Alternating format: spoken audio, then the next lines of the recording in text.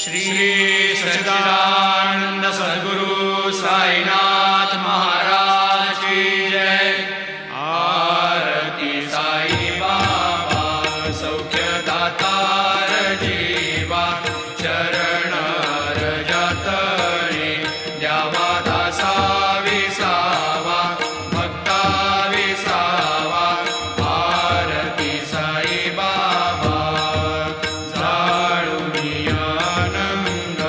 स्वस्वरूपी राहे दंग, मुमुक्ष जनादावी निज डोळा श्रीरंग, डोळा श्रीरंग। आरती साई बाबा जया मनी जैसा भाव, दया तैसा अनुभव। दाविसी दया घना ऐसी तुझी माव, तुझी माव। आरती साई बाबा तुमचे नाम ध्याता, अरे संस्कृती व्यथा। अगाध तव करणी मार्ग दाविसी अनाथा, दाविसी अनाथा। आरती साई बाबा कलियुगी अवतार, सगुण परब्रह्म साचार। अवतीर्ण झालासे स्वामी दत्त दिगंबर, दत्त दिगंबर। आरती साई बाबा 8 दिवसा गुरुवारी, भक्त करी तिवारी। प्रभु पद पाहावया भव भय निवारी, भय निवारी। आरती साई बाबा माझा निज द्रव्य ठेवा, तव चरण रज सेवा। मागणीची आता तुम्हा देवादिदेवा, देवादिदेवा। आरती साई बाबा इच्छित दिन चातक, निर्मल तोय निज सुख। आजावे माधवाया सांभाळ आपुली भाग, आपुली भाग। आरती साई बाबा सौख्यदातार जीवा, चरण रजतळी द्यावा दासा विसावा, भक्ता विसावा। आरती साई बाबा शिर्डी माझे पंढरपूर, साई बाबा रमावर, बाबा रमावर। साई बाबा रमावर शुद्ध भक्ती चंद्रभागा, भाव पुंडलिक जागा, पुंडलिक जागा। भाव पुंडलिक जागा याहो अवघे जन, करा बाबाशी वंदन, साईशी वंदन। करा बाबाशी वंदन, गणू म्हणे बाबा साई। भाव पाव माझे आई, भाव माझे आई, भाव पाव माझे आई। घालीन लोटांगण वंदीन चरण, डोळ्यान पाहिन रूप तुझे। प्रेमी अलंगिन आनंदी पूजिन, भावे वाळीन म्हणे नमा। त्वमेव माता पिता त्वमेव, त्वमेव बंधु सखा त्वमेव। त्वमेव विद्या द्रविणं त्वमेव, त्वमेव सर्वं मम देवदेव। कायेन वाचा मनसेन्द्रियैर्वा बुद्ध्यात्मना वा प्रकृतिस्वभावात् करोमि यद्यत् सकलं परस्मै नारायणायति समर्पयामि। अच्युतं केशवं रामनारायणं कृष्णदामोदरं वासुदेवं हरि श्रीधरं माधवं गोपिकावल्लभं जानकीनायकं रामचन्द्रं भजे। हरे राम राम राम हरे हरे, हरे कृष्ण कृष्ण कृष्ण हरे हरे। श्री गुरुदेव दत्त अनंता तुला ते कसे रे स्तवावे, अनंता तुला ते कसे रे नमावे। अनंता मुखाचा शिणे शेष गाथा, नमस्कार साष्टांग श्री साईनाथा। स्मरावे मनी त्वत्पदा नित्य भावे, पुरावे तरे भक्तीसाठी स्वभावे। तरावे जगातारुणी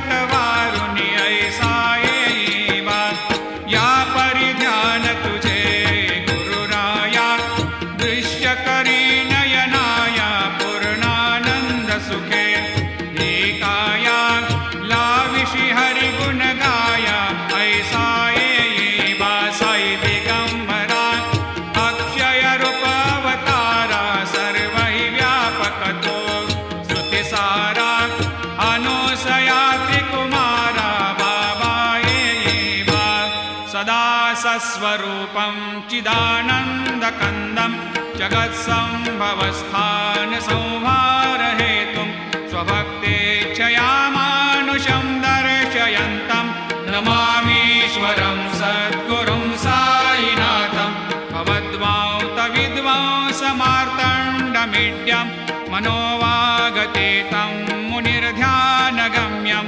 जगद्व्यापकं निर्मलं निर्गुणत्वां नमामीश्वरं सद्गुरुं साईनाथं भवाम्भोधिमग्नार्दितानां जनानां स्वपादाश्रितानां स्वभक्तिप्रियाणां समुद्धारणार्थं कलौ सम्भवन्तं नमामीश्वरं सद्गुरुं साईनाथं सदा निम्बवृक्षस्य मूलाधिवासात् सुधास्राविणं तेक्तमप्यप्रियन्तं तरुं कल्पवृक्षाधिकं साधयन्तं नमामीश्वरं सद्गुरुं साईनाथं सदा कल्पवृक्षस्य तस्याधिमूले भवद्भावबुद्ध्या सपर्यादिसेवां नृणां कुर्वतां भोक्तिमुक्तिप्रदन्तं नमामीश्वरं सद्गुरुं साईनाथम् अनेकाश्रुता तर्क्यलीलाविलासै समावेशकृतेशान भास्वत्प्रभावम् अहं भावहीनं प्रसन्नात्मभावं नमामीश्वरं सद्गुरुं साईनाथं सतां विश्रमाराममेवाभिरामं सदा सज्जनैः संस्तुतं सन्नमद्भिः जनामोददं भक्तभद्रप्रदन्तं नमामीश्वरं सद्गुरुं साईनाथम् अजन्माद्यमेकं परब्रह्म साक्षात् स्वयं सम्भवं राममेवावतीर्णं भवद्दर्शनात् सम्पुनीतप्रभोऽहं नमामीश्वरं सद्गुरुं साईनाथम् श्रीसाईश कृपानिधेऽखिलनृणां सर्वार्थसिद्धिप्रदा युष्मत्पादरजप्रभावमतुलं धातापि वक्ता क्षमः सद्भक्त्या शरणं कृताञ्जलिपुट सम्प्रापितोऽस्मि प्रभो श्रीमत्साई परेशपादकमलान् न्यान्यच्छरण्यं मम सायिरूपधर रागोत्तमं भक्तकामविबुधद्रुमं प्रभुं माययोपहतचित्तशुद्धये चिन्तयाम्यमर्निशं मुदा शरत्सुधांशो प्रतिमं प्रकाशं कृपातपत्रं तव साईनाथ त्वदीयपादाब्जसमाश्रितानां स्वच्छायया तापमपाकरोतु उपासनादैवत साईनाथ स्तवैर्मयोपासनिना स्तुतस्त्वं रमेन्मनोन्मे तव पादयुग्मे भृङ्गो यथाब्जे मकरन्दलुब्धः अनेकजन्मार्जितपापसंशयो भवेद्भवत्पादसरोजदर्शनात् क्षमस्व सर्वान्धपरान्धपुञ्जकान् प्रसीद सायेश सद्गुरोदयानिधे श्रीसाईनाथ चरणामृतपोतचित्तास् सत्पादसेवनरतः सततं च भक्त्या संसारजन्यदुरितोर्धवनिर्गतास्ते कैवल्यधाम परमं समवाप्नुवन्ते स्तोत्रमेतत्पठेद्भक्त्या यो नरस्तन्मना सदा सद्गुरो साईनाथस्य कृपापात्रं भवेद्ध्रुवं रुसो मम प्रियाम्बिका मजवरी पिता हि रुसो मम प्रियाङ्गना प्रियसुतात्मजा हि रुसो भगिनी बन्धु हि श्वशुरसासुबाई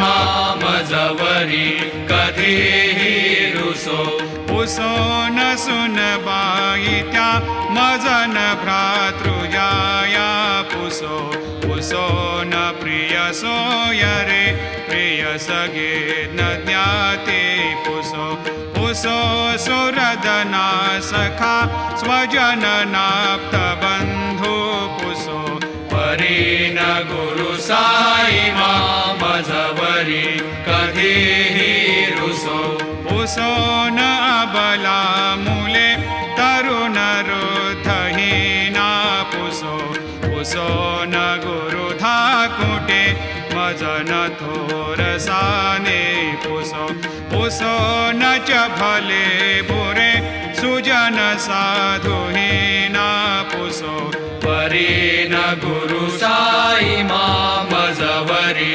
कधीही रुसो रुसो चतुरतत्त्वविद् विबुध प्राज्ञ ज्ञानी रुसो रुसो हि विदुषी स्त्रिया कुशल पंडिता हि रुसो रुसो महीपते यति भजक तापसे हे रुसो न दत्त गुरु साई मामजवरी कधीही रुसो रुसो कवि ऋषि मुनि अनघषेध योगे रुसो रुसो हि गृह देवता निकुल ग्राम देवी रुसो रुसो खल पिशाच हि मलिन डाकिने हे रुसो न दत्त गुरु साई मामजवरी कधीही रुसो रुसो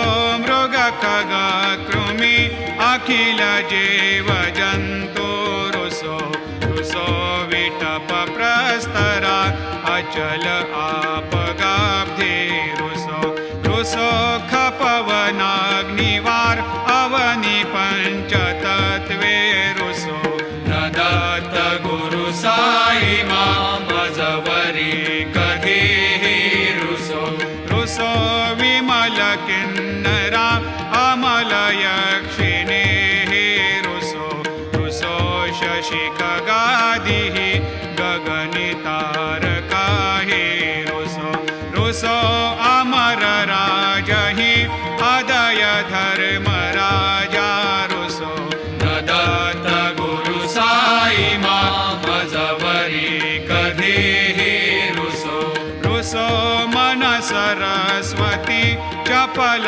चेतते हे रुसो रुसो वपुदिशाखिला कठिन काल तो हे रुसो रुसो सकल विश्व हि मयि तु ब्रह्म गोलं रुसो न दत्त गुरु साई मामजवरी कधीही रुसो विमूढ मनुनी हसो मजन मत्सरा हेडसो पदाभिरुचि उल्हसो जनन कर्दमीनापसो न दुर्गधृतीचा धसो अशिव भाव मागे खसो प्रपंची मन हे रुसो दृढ विरक्ती चित्ती ठसो पुणाची घृणा नसो न च स्पृहा कशाचे असो सदैव हृदयी वसो मनसि ध्यानि साई वसो पदी प्रणय ओरसो निखिल दृश्य बाबादिसो न दत्त गुरु साई मा उपरि याचनेला रुसो हरि ओम यज्ञेन यज्ञमयजन्त देवा स्थानि धर्माणि प्रथमान्यासन्न तेहनाकं महिमान सजन्त यत्र पूर्वे साध्या सन्ति देवाः ॐ राजाधिराजाय प्रसह्य साहिने नमो वयं वै श्रवणाय कूर्महे समे कामान् कामकामाय मह्यं कामेश्वरो वै श्रवणो दधातु कुबेराय वै श्रवणाय महाराजाय नमः ॐ स्वस्ते साम्राज्यं भोज्यं स्वराज्यं वैराज्यं पारमेष्ठ्यं राज्यं महाराज्यमाधिपत्यमयं समन्तपर्याधीशात् सार्वभौमः सार्वायुषान्तादापरार्धात् पृथिव्यै समुद्रपर्यन्ताया एकराळिति तदप्येष श्लोकोऽभिगीतो मरुतः परिवेष्टारो मरुतस्यावसङ्ग्रहे आवीक्षितस्य कामप्रियैर्विश्वे देवा सभासदैति श्रीनारायण वासुदेवाय सच्चिदानन्द सद्गुरु साईनाथ महाराज की जय। करचरणकृतं वा कायजं कर्मजं वा श्रवणनयनजं वा मानसं वा अपराधं विहितमविहितं वा सर्वमेतत्क्षमस्व। जय जय करुणाब्धे श्री प्रभो साईनाथ श्री सच्चिदानंद सद्गुरु साईनाथ महाराज